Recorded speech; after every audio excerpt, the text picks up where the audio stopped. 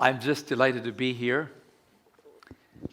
When I looked at the speakers that have been brought together for this 10-day symposium and conference, I had the impression that this was the Parthenon of experts and leaders that are trying to help us to understand, to broaden our understandings, and to have more clarity of how we should live.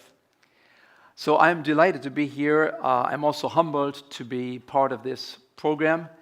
And we are all becoming more and more aware that what we need today, more than anything else, is better education, more inspiration, and a clearer motivational content. Let me just read something to you. The village well was poisoned, and people fell sick. The doctors, nurses, villagers all ran about, buying new beds, giving new medications, providing lifelong care for those permanently crippled or diseased. They became very adept at treating the ill. They refined the medicines. They discovered new and stronger antidotes. They trained people to care for the sick. They built beautiful buildings to accommodate the chronically ill. Better treatment procedures were invented with marvelous mechanical devices. Emergency services were developed to a remarkable degree of efficiency. There never had been better medical care anywhere, except the people, the patients, kept coming and coming and coming.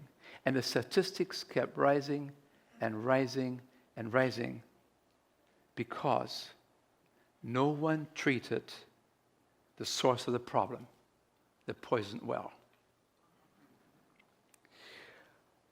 We believe that today our culture represents a poisoned well.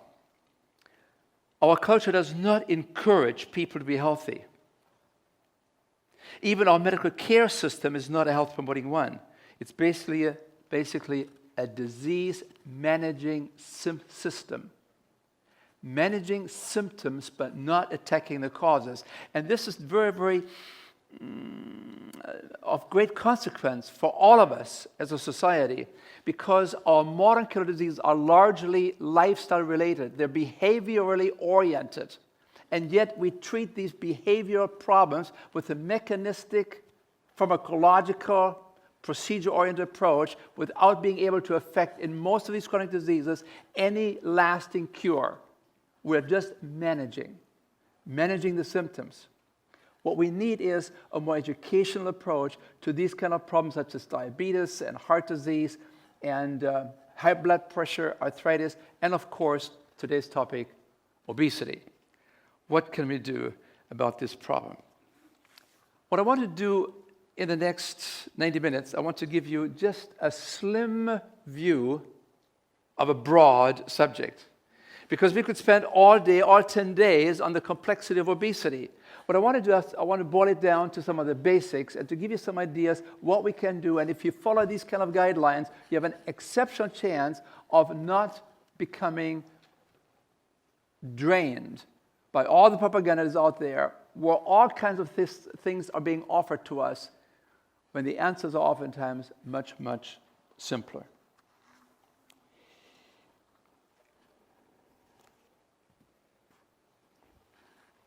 Just a couple of years ago, a very powerful book was published by a Pulitzer Prize-winning author, Michael Moss, and it starts like this. In the spring of 1999, the heads of the world's largest processed food companies, from Coca-Cola to Nabisco, gathered in Minneapolis for a secret meeting. On the agenda, the emerging epidemic of obesity and what to do about it. Now, you see, increasingly, the salt and sugar and fat-laden foods these companies produced were being linked to obesity. And a concerned Kraft executive took the stage to issue a warning. Kraft Foods had just been acquired by Philip Morris, the tobacco giant. And this executive was concerned because he had the idea that now that we're belonging to the tobacco industry, I know what happened to them. because they know how to addict people. They know how to habituate people. They know how to put out the allures. What happens now as perhaps we become subject to the same process? And he said, as he took the stage, he said, there would be a day of reckoning unless changes were made in the industry. This executive then launched into a damning PowerPoint presentation, making the case that processed food companies could not afford to sit by idle as children grew sick and class action lawyers lurked on the sidelines. You see the content? To deny the problem, he said, was to court disaster. 11 of the most powerful CEOs in the processed food industry had come to meet there. They'd come in with their private jets, a secret meeting, taking care of 700,000 employees with revenues of over $300 billion. Powerful men, tycoons of industry. They wanted to have a secret meeting to decide what shall we do. The keynote address was given. We need to deal with the problem. But the message, I think, was too clear and too direct, because when he was done, the most powerful person in the room, the CEO of General Mills, stood up to speak. He was clearly annoyed. He was very upset. And by the time he sat down, the meeting was canceled. What do you think this man said to his powerful colleagues in the business? Think about it. We'll come back to that in just a few moments. Meeting canceled. Traveling home again. What happened? So we want to spend some time to perhaps talk about the obesity epidemic that we face in our society today. It's very interesting. When you look at the size of the chairs over time in this country, the chairs were always pretty much the same size. And then something happened very recently where all of a sudden the size expanded, and people told me, you don't understand. The reason for this enlargement is because they had surplus lumber in the Northwest and they had to use it up.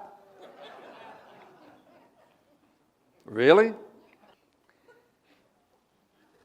I was on the airplane, a 737. Every seat was taken except one right next to my seat. And I was kind of happy about this. I could spread out a little bit. It was a long flight. And then they opened the door one more time. And a man came in like this. And I knew I was in trouble. Now, I have nothing against people that are struggling with overweight. As a matter of fact, I care about these people. I deeply care about these people. But it was a matter of adjusting my attitude at that moment. I had different expectations. I had to make a mental shift. I knew I would have a very warm side on my bodies. And so I'm a gentleman most of the time. And so I got out of my seat and I even lifted the armrest so that this gentleman could get and find his seat right next to my seat. And he just wedged himself into the seat, and under his breath he said, "Isn't it terrible? They're making these seats smaller every year." I was very nice. I didn't say anything. We became friends in the process of the flight. I showed this picture at a convention some time ago. There were some 1,000 people there, and it was very interesting that one man raised his hand, and he said, "My wife is an antique collector. Would you objectify, leave the auditorium here, and I call my wife because I want her to check out and measure these antique chairs that she has up in the attic." I said, "It's perfectly fine." He comes back. He says, "I have the measurements." He said, "My wife measured." She said, "It's a 140-year-old chair," she thinks. I said, what was the measurement? He said 29 inches. And I thought, oh no. Don't ever do these kind of things unless you know what they're going to say, because he's undermining my very point. 29 inches. And then he said, no, no, no, no, no. It's a love seed. It's a seed for two. We have changed, haven't we? We have changed big time.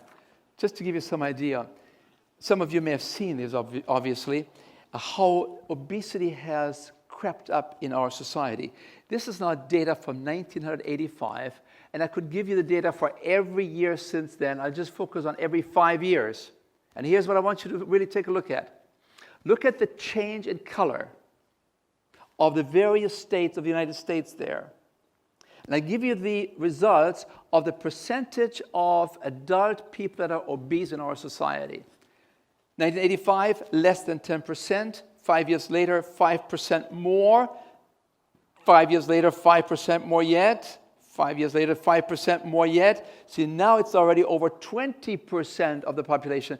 Before we started in 1985, it was less than 10% of all the adults being obese. Now it's 2000. 2005, we're now looking at more than 25 to 29% of them are obese. In 2010, the latest data that we have, more than 30% of the adults in America are suffering from obesity. 35% of them are now obese, and 35% of them are overweight. 70%. There's only one normal person out of 3 American adults in terms of weight. I showed these pictures, and a lady spoke up, and she said, "Sir, can I say something?" I said, "Of course." And then she said to me, "My grandmother was obese, my grandfather was obese, my father was obese, my mother was obese, I'm obese, we're all obese. It's a genetic problem. You cannot blame it on us." And I didn't want to embarrass her and get into an argument. I just don't dislike these kind of controversial things.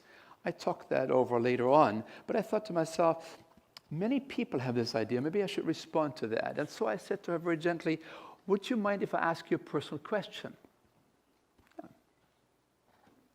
And I said, "Now, your grandmother was obese, your grandfather was obese, your father was obese, your mother..." "Yes, genetics." And then I said, "Do you happen to have a dog?"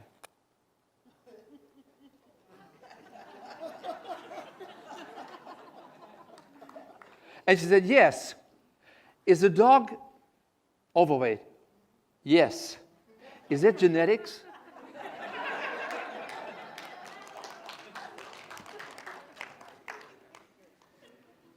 Now, you see, we have to remember that when it comes to genetic aspects, yes, genetics can play a role, but you can override the genetic predisposition through an epigenetic system that suppresses the expression of the genetic code that is there. As a matter of fact, it's very fascinating. When it comes to epigenetics, epigenetics is something like you have a jockey that rides a horse, the horse being the genetic code, the genetics, the inherited tendencies that you have.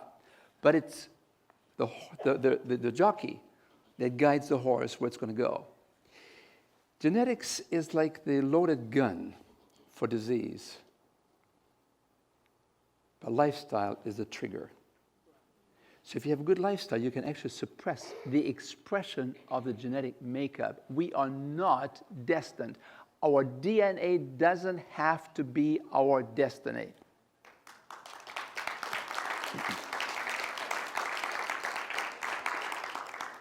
But we are concerned about obesity. When I went to school some years back, we didn't even talk about it. Some people are large, some people are small. It's just a difference. It's individuality. Just like we sometimes glibly say, well, there is no real optimal diet. Everybody has to find their own way. We have to check chromosome number 19. Folks, the Chinese have been around for 4,000 years. They never had any chance to check chromosome 19 to know what they're supposed to eat. Are you with me there? What happened to common sense?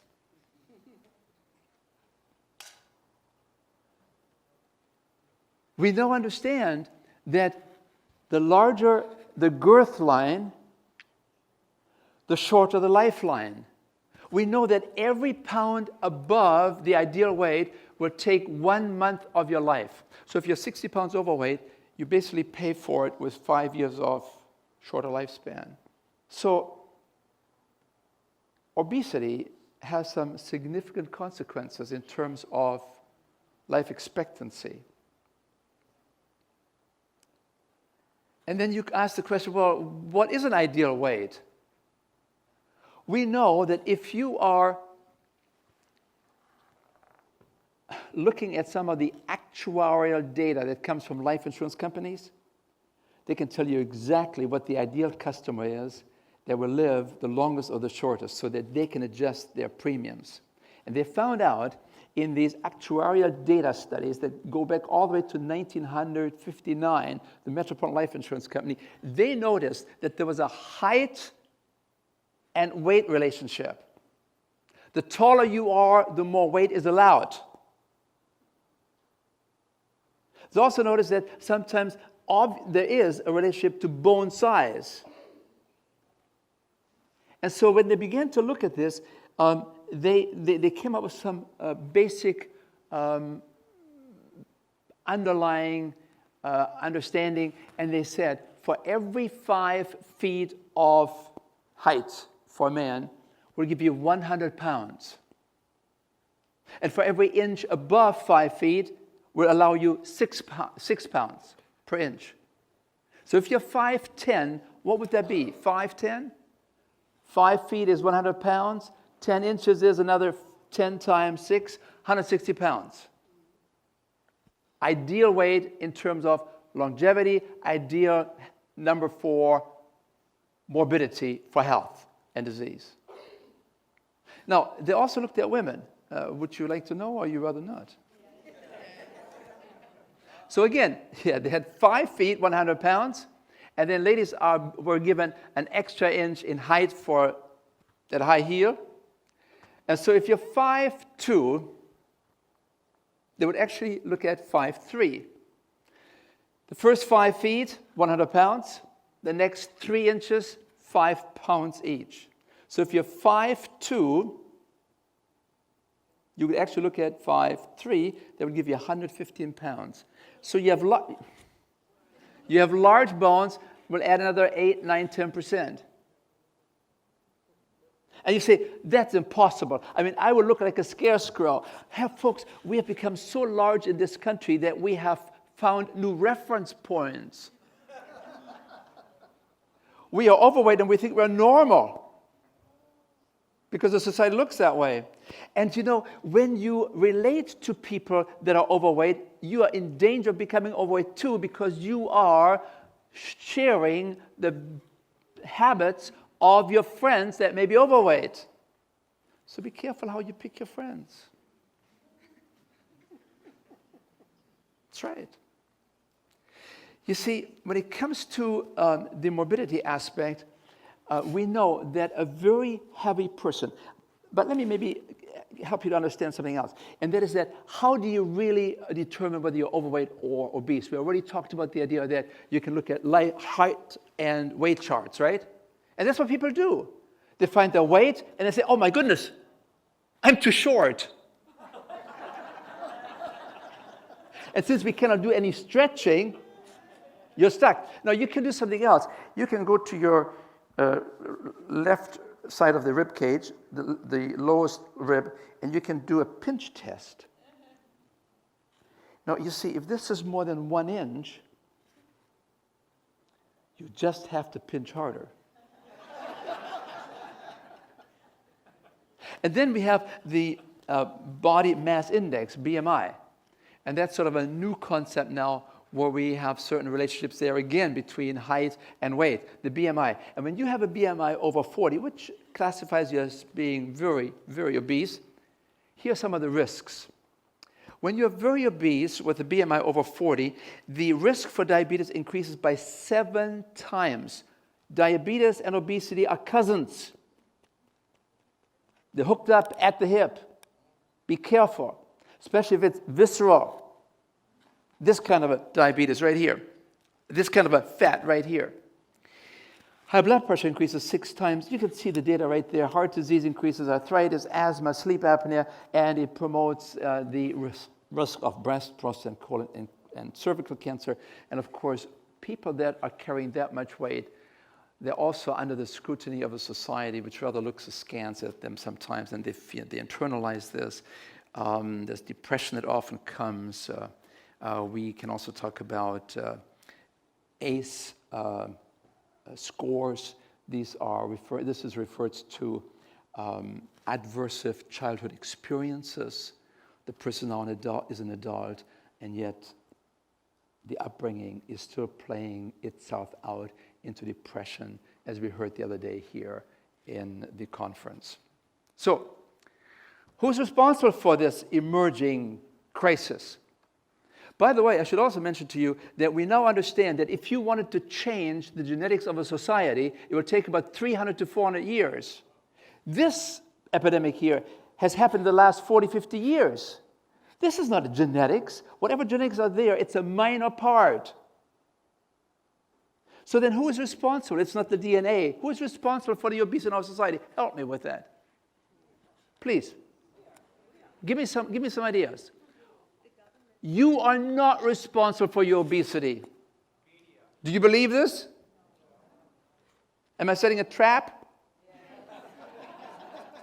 Okay, you are not exclusively responsible for your overweight. Are you agreeing with that? Who are the players that are contributing to obesity? Help me. You have advertising. Raise your hand. Advertising. Media, marketing. Twiggy. Yeah. Oh. We are in the same age bracket, aren't we? Yeah. I remember Twiggy. I mean, Twiggy was totally shapeless. Pencil. I'm still talking about Twiggy right now. Twiggy is like this. At Twiggy, these models on these beautiful magazines where the beautiful people are being displayed, they all look like this. And especially our ladies in our society are internalizing these kind of images. And men, too, they begin to think, and this should be really the model that I married. And you see the pressures? And then you open up the magazine, and you see more beautiful women. And then you see restaurants, and then you see recipes, and the recipes are for a romantic evening and for coronary heart attack. And you begin to see the inconsistency. We become schizoid. We become schizophrenic. On one hand, people say, you ought to look like this. On the other hand, we're seducing everybody on every area. The television. I mean, just think about this. All the ads that you see on television, many of them are for first, they're for food, and then for drugs. And they're connected. One causes the other. Plastic surgeons to get big butts, like the Kardashians. Crazy. Yeah, you see, and nobody can live up to these kind of artificial things. And so you feel the pressure. And so that's why it's so important that you know who you are and you accept yourself the way you are, because you're part of a universe that is not just a random speck out there, but there's a higher purpose involved. Are you with me?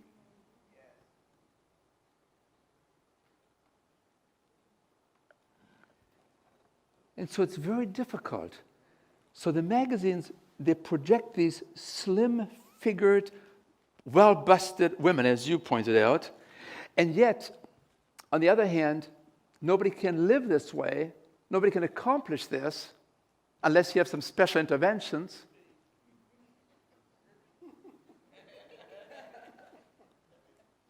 And so you begin to feel the pressure, and you begin to realize nobody loves me because I'm just not the right shape. I mean, you don't even love yourself anymore because I cannot live up to what I've internalized. And we need to become aware that we are in charge. You need to find your own self. You are just as valuable if you have 20 inches between you and me when we meet. or whether you are coming very close to me. It doesn't matter. You're just having the same value and worth. So don't let anybody internally begin to put yourself down, but begin to do something about your health and about your weight. Do something about, for the sake of health, and when you begin to eat and live where health is a priority, the scale will take care of itself. Let all diets die. Diets have no place in a rational weight control program. If you want to be healthy, you become lean automatically because you begin to eat the right foods, you get into an exercise program, you get your 6, 7, 8 hours of sleep, and things begin to happen. Are you with me? Yes. Don't become tyrannized by the scale. Of course, there are many, many aspects of why we are what we are. Some of it can relate to your upbringing. If you were breastfed, chances are that you have less obesity to worry about than if you had the bottle, because you probably have excessive fat cells that have accumulated because you were not breastfed, because somehow, when it comes to breastfeeding, there's always the right amount there, always the right temperature. The packaging is great. But when it comes to the formula, you never quite know what happens. So you can lay the foundation right there. Then, upbringing. When I grew up and I didn't want to finish my plate, my mother had this idea. She always said, if you don't eat your food, if you don't finish the plate, all the children in Ethiopia will be dying.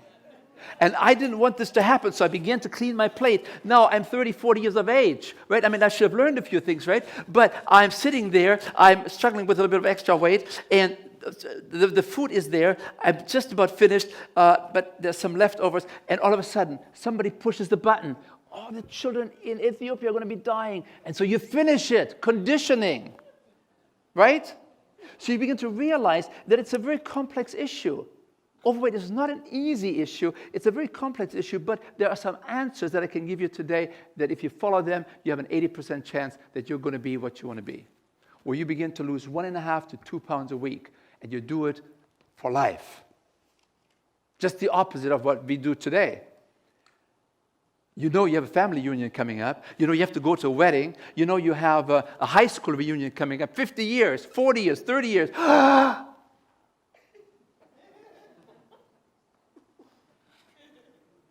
And you look for the quick answer, and it betrays you every time. Let all diets die. If you want to be a winner in the losing game, you have to go for the long haul, 1.5 to 2 weeks, 2.5 to 2 pounds a week. I mean, obviously, food has something to do with extra calories, right? Because when you have when you develop overweight, obviously it has something to do with the calories that you take in, right? It also has something to do with the calories that you burn. But you see, the society is really conspiring against us. You see, we used to have a natural way of exerting ourselves and burning calories. That is no longer the case. I mean, we now say that if you're 6, 7, 8 hours sitting down at the computer, you have the same risk for certain disease as if you were a full-time smoker. As a matter of fact, I don't mind if you folks all stand up and listen to me, because I'm helping you to improve your health right now. Yes.